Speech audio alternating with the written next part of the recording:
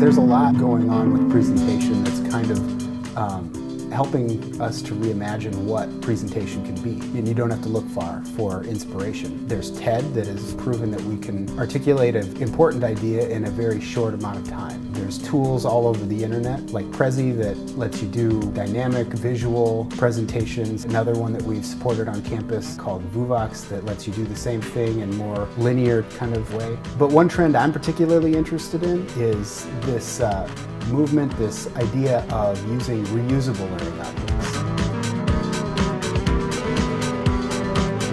A reusable learning object can take a lot of different forms, but maybe in its most simple form, it's very similar to what we're accustomed to with PowerPoint. It can be a very slide-based presentation, but what you have is the opportunity to deliver online with your learning management system.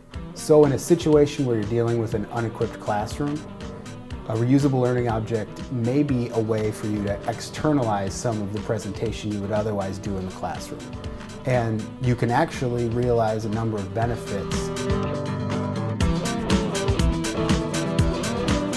Most authoring tools allow you to integrate quizzing into your slides. So as students work their way through, you can get a handle on whether they're grasping the concepts, what's working, what's not, what might need to be reinforced in class. And you can integrate feedback right alongside the question. You can also create branching scenarios that give each student the opportunity to take a different path through the presentation. That kind of allows them to create a presentation that is customized and kind of in line with their goals, their need as a student, and their prior experience. You also have a lot of design options. You have the ability to design content on the slide in the way you want, but you also have the ability to segment and sequence content in a way that makes sense, in a way that you may not be able to do in class. One of the more powerful aspects of this idea of a reusable learning object is embodied in that word reusable. That essentially signals that the authoring tool adheres to a standard that is understood by most learning management systems, no matter whether you're using D2L as we do on this campus, or whether you switch to Moodle or any other learning management system that might come online later. Plus, your object will communicate with your learning management system in terms of grading, in terms of providing you valuable statistics as to the use of the object.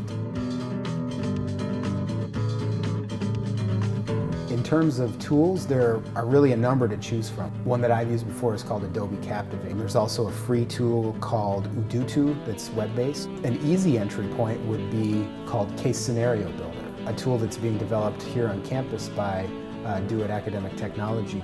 So whether you find yourself in an unequipped classroom and you're looking for a way to present, or if you're trying to deliver more content online to a distance audience, reusable learning objects have a lot to offer, and we'd be happy here to help you explore those opportunities.